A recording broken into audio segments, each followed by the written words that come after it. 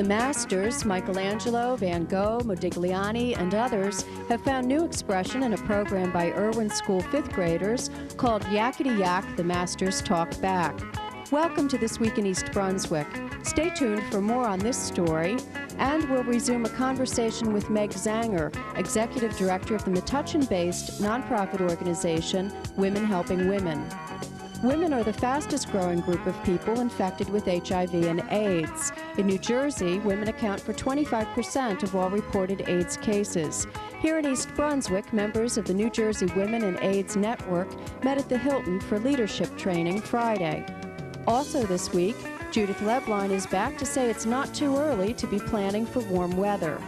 Karen Burke and Doug McKeegan have an update on activities sponsored by the Recreation Department. Dr. Kevin Brunston offers another dental hygiene tip for kids. And on Your Pet Doctor, information about choosing the right kind of cat. But first, here's a look at programming next week on Channel 8. Lighten your outlook with a weighted workout Monday morning at 10. That's with Lenore Kulik on Look Great, Feel Great. At 10:30, it's Stories from the Library, produced in conjunction with the Youth Services Department of the East Brunswick Public Library. Tuesday night's lineup includes Sports Talk at 7:30, featuring an interview with an assistant athletic director from Rutgers, Gary Castelline. At 8 o'clock, watch for a community forum on the school bond referendum. WCTC's self-proclaimed diehard liberal, Bob Aronson, is the focus of Wednesday nights for Art's Sake. Dolly Vasta visits Bob in the WCTC studio on air. That's at 7:30. At 8 o'clock, the Arts looks at the American Repertory Ballet Company. A new edition of This Week in East Brunswick will be shown Thursday night at 7. And at 7:30 on Aging Aspects, Patty Sullivan talks with members of the East Brunswick Rotary Club. Check the community bulletin board for additional programming information.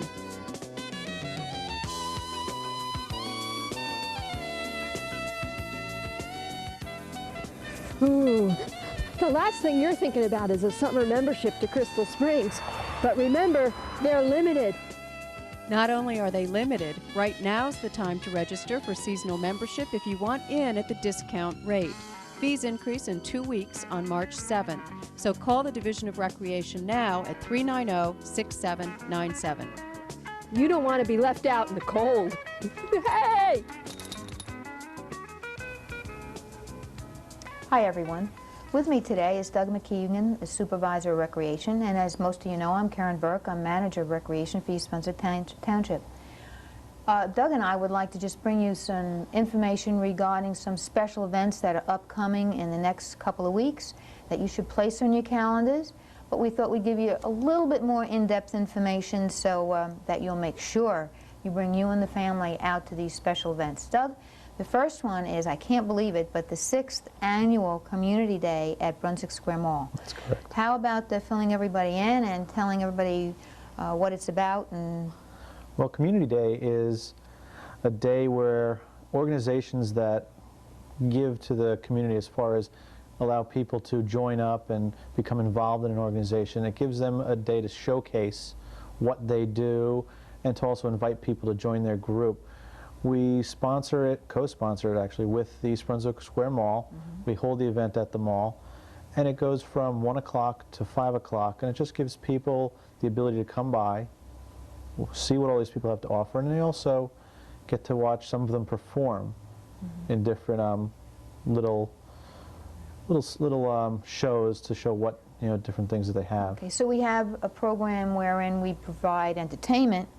Correct. And we also have a program that people in the community and surrounding areas can also find out what the service and civic groups are all about and ask any questions. Now, we also have a lot of township people there also. Organizations, for instance, the library will be there, and certainly our Department of Recreation, our division is going to be there, and the department will be there with information on day camps in Crystal Springs and CIT programs, instructional programs.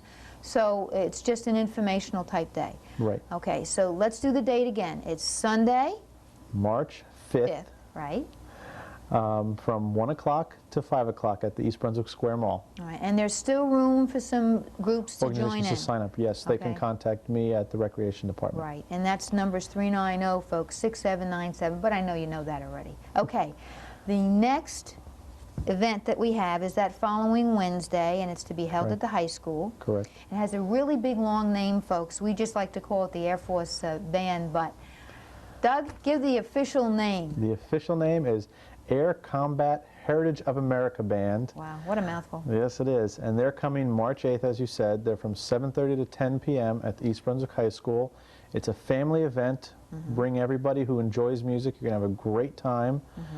They'll be playing classical pieces, some Army-type pieces, and also some Broadway show tunes. Contemporary things, Yes, et contemporary music as well. It's going to be a great night. And it's say free. everybody should come there. Yes, and it is free, folks. Most important, Most it's importantly, free. it's free. And there's 60 people, I understand, in this band? Yes, the band consists of 60 musicians plus the Wow. conductor. And it's free. So we're encouraging you March 5th to the Brunswick Square Mall, March 8th to the high school. They're both free, filled with information, giveaways at the mall, and entertainment at the high school. So come on out, make a night of it, bring the whole family. This is what recreation is all about. Let's get the family together and enjoy ourselves. Take care. We hope to see you soon. We'll be back with an update. I don't know when, but soon. Hi, I'm Amy Fisher, and today I'm in the art room at Irwin School with Mary Beth Graydon, the art teacher, and we're about to see a very exciting project. Mary Beth, could you tell us about this? The name of the project is Yakety Yak, the Masters Talk Back, which will become very obvious why it's named that once you see what's going to happen and hear what's going to happen. The 5th grade classes have been working on this with myself and Mr. Migliaccio, the head of arts in East Brunswick, for the last few weeks. And this is sort of the culmination of it's actually a performance and their artwork put together that they have created. Very much. I was thinking of my 6th grade teacher when I painted it. I love the colors. And anyway, they were the only colors available in my time period. Oi! There's my very special Dipsy Room painting. It was a famous painting in 1919. Oh, you may not know me, but I'm Emilio Modigliani. I painted many pictures and I'm a talented sculptor. I'm a gypsy woman taking care of my precious child, Emilio Modigliani. A talented artist paints gave me little colors and no details. I hope everyone sees me because I'm well painted by an artist with a difficult life. $30 million? You crazy? First of all, I'm worth every penny of that $30 million. But anyway, I don't want to be seen in a museum with people staring at me. Well, let me just tell you about my painting. This is Madame Roland. She was the wife of the postman. I painted her 5 times. She picked this one out of 5. I have to go park my horse. I'll be right back. Van Gogh told nothing about himself. He was born in a town of Holland on March 30th, 1853. When he grew up, he worked in his uncle's galleries in Holland, England, and France. He mastered all these languages. Finally, after other jobs, he finally decided to become a painter. Hi, Van Gogh. Oh, well. Once again this week, the Township Council meeting was filled to capacity with angry residents. The largest group representing residents living around the new Rainforest Restaurant nightclub. The crowd told the council their lives have been changed due to the overcrowded parking lot at the Rainforest that spills onto their streets. Also, the complaint of loud, drunken patrons in the early morning hours searching for their cars. Council members have asked the planning board to again look at the Rainforest application to see if it's in violation of township code. A newly formed group called PRA, the Pine Ridge Association, representing the residents in the Pine Ridge section of town, complained to the council about how their neighborhood is being ignored by the township. Last year, the council and the MCUA reached an agreement to purchase homes along Weston Place, which borders the Edgeboro landfill. The rest of the neighborhood feel ignored, and the value of their homes are going down due to the landfill and traffic and industrial growth surrounding their homes. Also at the meeting were supporters of township employees who have recently been laid off. A group of firemen came out to support fellow fireman and parks foreman Vic Romatowski. The firemen claimed that after 7 years of service as a fireman, Romatowski was issued the state's exempt fireman certificate by Mayor Ira Oskowski. The certificate under municipal laws protect the employee from layoffs. Lawyers for the town and firemen will research the law to see how it applies in this case. And Russell Walker, a former school board member and organizer of CASE, a group opposing the proposed $23 million school bond referendum, urged the council to support a resolution to hold another forum on the bond issue, so the group can present their views on the bond referendum. Last week, a forum was held by the School Planning Committee, and they presented information outlining the details of the proposed referendum. The council passed the resolution, and Channel 8 and the library are looking into scheduling another forum. Voting on the bond referendum will take place from 7 a.m. to 9 p.m. on Tuesday, February 28th. Several weeks ago, we introduced Meg Zanger, Executive Director of Women Helping Women, a nonprofit service organization based in Metuchen. We continue the conversation now with information about the support group sponsored by Women Helping Women. We run 4 sets of groups a year, so each set is about 10 to 12 weeks. The cost is $6 a week, but because that is a volunteer-provided program, although the volunteers are supervised, which makes our groups different from most self-help groups. If a woman cannot afford to pay or can afford to pay less, that's fine. That is a service that is available to anybody who needs it. We do a whole variety of personal growth groups, what we call prime time for older women or women with older children, personal growth for women with no children, because if you're in a mixed group, very often people who have children tend to talk about their children. We have a regular personal growth group. We have a personal growth for lesbian women. And in that, you can deal with the broad spectrum of issues, life transitions, relationship difficulties, work difficulties, just wanting to be with other people and bounce ideas off. We have a group called Women Who Love Too Much, based on the Robin Norwood book, Women Who Love Too Much, who tend to make other people the focus of their lives rather than themselves, and coping with separation and divorce. Those are our primary core groups. But one of the reasons we're successful, as you asked, is that we create new programs based on the needs that come to us or are recognized. For example, we started out with just the support groups. Then people who were in support groups wanted someone to talk to, and it became clear that there was a need for individual work. And that's when we started our individual counseling program. Then men started coming to us, mostly men who were connected to women at Women Helping Women, and said, when are you going to start something for us? And so 3 years ago, we began a men's group. And that's how our programs evolve. Originally, we did not have a special incest survivor program. There is a tremendous need for incest survivor programs, and so we run 2 groups now, actually, for incest survivors. Who provides your counseling? The counseling is provided by master's level professionals, primarily social workers.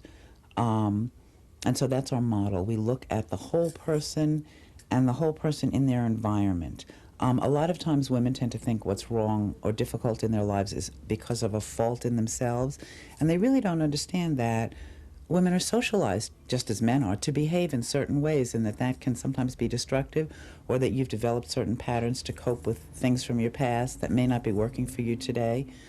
So they're trained, and counseling here is extremely high quality. We have a very good reputation. But the approach is, I'm a woman and you're a woman, and I'm going to share my skills with you. So we recommend books to read. We talk about the books. It's not like you're the patient and I'm the therapist and I'm going to cure you. No, we're going to work together to figure out what feels right for you. And what's the fee? The fee is $50 a session, and we do not have a formal sliding fee scale because we know that women do not necessarily have access to family income, but we can go down considerably from that. We do have a minimum fee. What's in the future for Women Helping Women? I would like to see us be more financially secure. That's one of the things that we're working very hard to do, is to develop a sustainable funding base. People who have been served by us, or people who recognize the need for women of all socioeconomic groups, to have support and services, and to recognize how preventive that is for society. There are so many people who grew up in the catchword today, dysfunctional families, but none of us are ever taught how to communicate That was just one of the things we didn't learn in school. And there are very simple communication skills that you can learn that can make your whole life better. So we're hoping that people will support this and help to change the world, and we feel that we can change the world. I would like to do more work with adolescents. I would like more women who are in the business world, working in whatever capacity, to be able to come and share and find that feeling of connectedness. Our support groups are learning places, and they're warm, and you share, and they're supportive. And there's something about them that's sort of like the best pajama party you ever went to, except that you're really learning at the same time. And that's very unique, and it's so special. If a person were interested in contacting you, how would they reach you? We can be reached at 549-6000 between 10 and 4. And if you want to call some other time and leave a message on the machine, that's fine. It's 549-6000. And we'll tell you what we do. We can sign you up for groups over the phone. I'd like to say that one of the other things that's different is that if somebody calls here, for example, for counseling, the trained helpline person takes the information, and they don't go through an intake worker, so that it's scary enough to make that phone call sometimes. And so we don't want someone to have to be scared, take that risk, then come in, meet an intake worker, tell your whole story to the stranger, and then be given to somebody else. That's done with the counselor together. Thank you. Hi, I'm Dr. Kevin Brunsden from the New Jersey Dental Association, and I'm here to remind you that February is Children's Dental Health Month. I have two of my friends here, Katie and Heather, two typical teenagers, and we're going to talk to you about diet and nutrition. As you can see, they're enjoying their typical after-school snacks, very well-balanced junk food diet. I know they know this type of food product isn't the best for their teeth, but maybe what they don't really understand is that if their teeth are clean, they're not going to get cavities, even if they eat this stuff. You see, the basic idea is that sugary substances stick to your teeth, and the germs on your teeth turn them into cavities. If you have clean teeth and you eat this type of thing, you're not going to have any cavities. Now, we're not recommending that you continue to eat cookies and drink soda all day long. We want you to do it in moderation. We want you to have clean, healthy teeth. And if you do these things, you can really ensure that you're going to have a decay-free future. And we hope that you're going to work hard towards that. Thank you very much.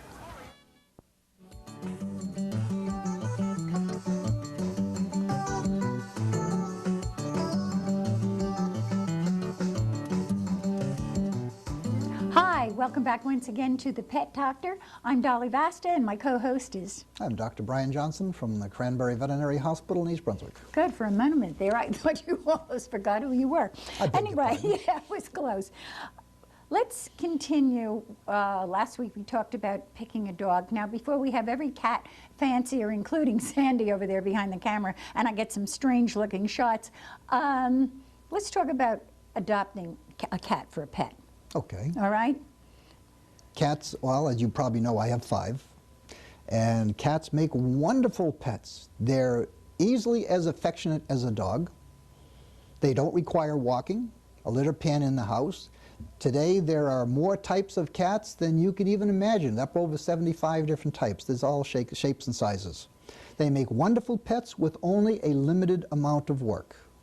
And they sleep with me every night. They're just as nice as a dog. Well, I know that. I had cats, you know, when my kids were younger, and now because we have so many birds in the yard, I really have stopped adopting cats. But when you choose a cat or a kitten, what do you look for? General Besides health. A healthy animal. Yeah, that's it. Healthy animal. Other than that, there are so many different types out there. What catches your fancy? The Siamese, wonderful cats. They have a specific look. There's nothing like a Siamese. But I also have Himalayans. I have all Americans. I have a black alley cat, for lack of a better term. Wonderful personality. It's what catches your eye, what your particular interest in, and what you fall in love with. Well, you once said to me when I was, when I wanted to get another puppy, you said, sit down among them and let them romp all over you, and eventually one will kind of attach itself to you. Does the same hold true picking out a cat or kitten? Yes. You sit down with 5 little kittens, and within half an hour, you will say, I have a connection with this one. It will happen. It's absolute. And the only thing nicer than a cat It's 2 cats at the same time. It's 2 cats. Yeah. I know, you always tell me 2 dogs. 2 cats are less work than 1 cat. That's how Noah got started in his work.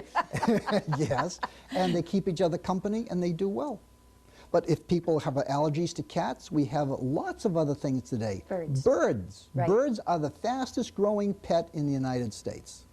Yes, you can see that by the huge number of, for lack of another word, bird pet shops that have sprung up. Now, I breed birds too, and my littlest parrots, not parakeets, my smallest parrots are this big, and you've seen Elliot, he's about 3 feet. Right. So they come in all shapes and sizes. They live, the parakeets, from 10 to 12 years on an average. Elliot, my big macaw, has a life expectancy of 75 years.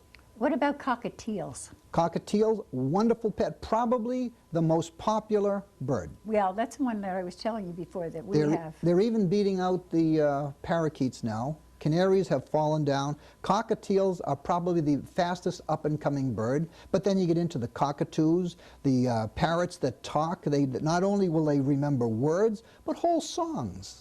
Oh, please. Yes, I know, but I've got to tell you, you're always bragging about your animals, and I have to tell you that Freddie can whistle the Bridge Over the River Kwai. We taught him before Christmas, and now he never stops. They will. They have a tremendous learning. Now, if people don't want to get into the expense of a bird or the care, there are other things, the more exotics. You have the ferrets, you have the rabbits, guinea pigs, hamsters, and of course adorable. reptiles. And they're cute, those little things. Oh, the pocket pets, the hamsters? Yeah, the little tiny ones. I never thought I would really go for them that much, and I was in a household a few weeks ago that the kids had one, and I couldn't leave it alone. You actually have to have one to understand how much attachment you can get to one of those silly little hamsters. I can imagine. They're wonderful. And any pet shop really has them, but Every it pet should shop will be have them. a reputable pet shop. And I think that's something that Most of them today are. You think so? Yes, by far. That's good. That's good. Okay, well, listen, that kind of wraps up our pets and how to choose a pet, and we're going to go on with our series next week. So we'll see you all. In the meantime, take care. And have a good day, folks. Members of the New Jersey Women and AIDS Network met Friday at the Hilton for a leadership training seminar. We asked Executive Director Marion Bonsoff to tell us about the organization. The New Jersey Women and AIDS Network is a statewide education and advocacy organization. We were founded in May 1988 because women were not being adequately addressed in the AIDS epidemic. But New Jersey has the highest proportion of women with AIDS in the country. We're 5th overall in the total number, we're 3rd in the number of pediatric cases, and a full 38% of people who are newly diagnosed with HIV infection are women. So our mission is to get the word out that women are living with this disease, but that they don't have to. We need to make sure that the women who already are infected get taken care of well, but we also need to make sure that more women don't get infected. Tell us about Sister Connect, Giselle. Okay, Sister Connect is a peer support and education program through the New Jersey Women and AIDS Network that targets women living with HIV. What we do is we have women come in and we train them to be phone buddies, and they go out and they speak on our phones and offer support to other women who are dealing with the same experiences. And that's been in operation for about 8 months. What sorts of services do you provide? Well, we do a lot of education, so we'll go to any community group and talk about women and AIDS, or do a safer sex presentation, talk to healthcare providers, educators, battered women's shelters, rape crisis centers, women's centers, family planning clinics, you name it, we'll go there. And we operate the 800 number, which is the Sister Connect project. That's 1-800-747-1108.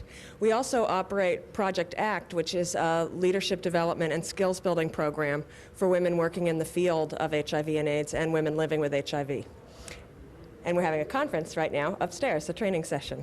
Tell me a little bit about the conference. Well, this is the beginning of a 2-day training for both the women who are participating in Project ACT, the leadership development, and the Sister Connect trainees. Also, we're starting a new project with Sister Connect, which is to train women living with HIV to be health peer health treatment educators. So they'll go out and do workshops for other women at risk or other women living with HIV after they go through this training.